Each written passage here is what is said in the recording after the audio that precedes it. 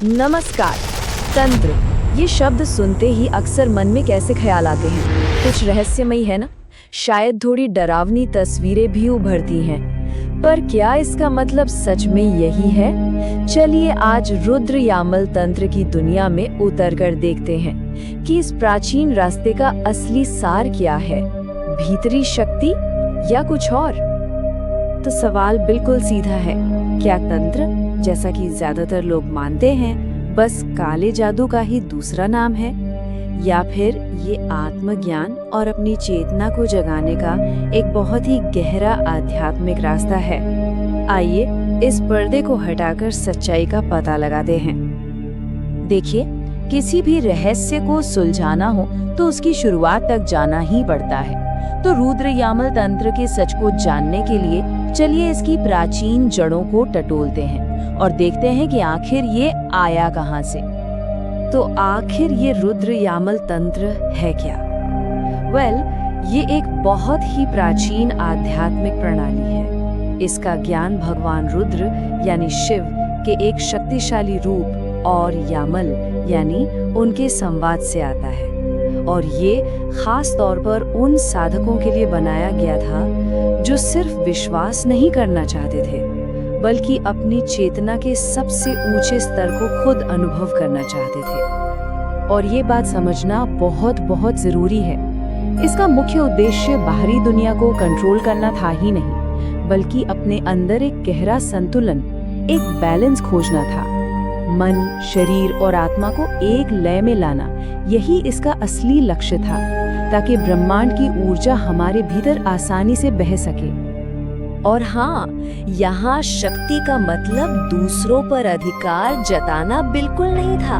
नहीं, ये तो पूरी तरह से एक आंतरिक यात्रा थी, एक इंटरनल जर्नी।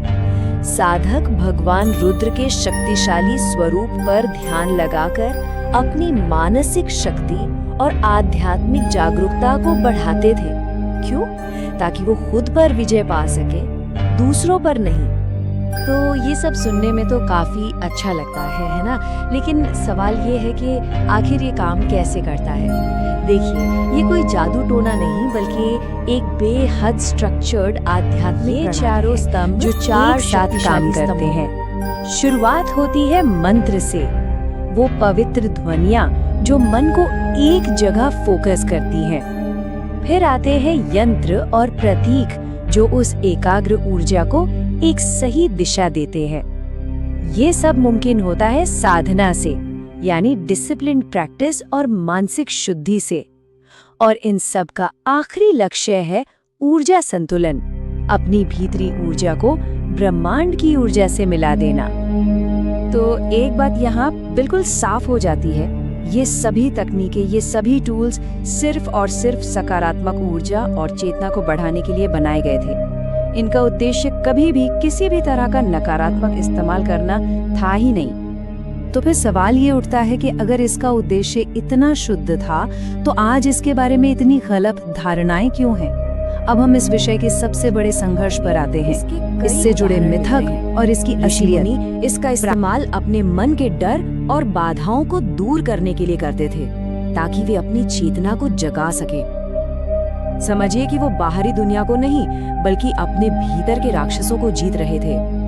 तो अब देखिए यहाँ अंतर कितना बड़ा है। एक तरफ इसका असली उद्देश्य है ज्ञान बढ़ाना, मानसिक शक्ति पाना और आत्मिक शांति पाना, और दूसरी तरफ है वो गलतफहमी जो इसे काला जादू या दूसरों को नुकसान पहुंचाने का एक जरिया मानती है। ये जमीन आसमान जड़ों से ही एक सुरक्षित और आंतरिक आध्यात्मिक यात्रा है। इसका इरादा कभी भी किसी भी रूप में किसी को नुकसान पहुंचाना था ही नहीं। तो इस सारी प्राचीन जानकारी का आज हमारे लिए क्या मतलब है? इस भाग दौड़ भरी जिंदगी में क्या रुद्र यामल तंत्र हमें आंतरिक शांति पाने का कोई प्रैक्टिकल रास्ता दिखा सकता है? अगर हम इसके सार को समझें तो रुद्र यामल तंत्र हमें कुछ बेहद कीमती चीजें सिखाता है, जैसे कि ध्यान और मानसिक अनुशासन की शक्ति, अपनी भीतरी ऊर्जा को संतुलित करने की कला, डर और तनाव से मुक्त होने का रास्ता और अपनी चेतना को एक नए ऊंचे स्तर पर ले जाने की संभावना। तो आखिर में सवाल ये नहीं है कि क्या हम इन प्राचीन सिद्धांतों से कुछ सीख सकते हैं। असली सवाल तो ये है कि आज की इस शोर भरी दुनिया में हम अपने भीतर की शांति को खोजने के लिए कितने तैयार हैं। शायद असली शक्ति बाहर नहीं, बल्कि हमेशा से हमारे अंदर ही मौजूद है।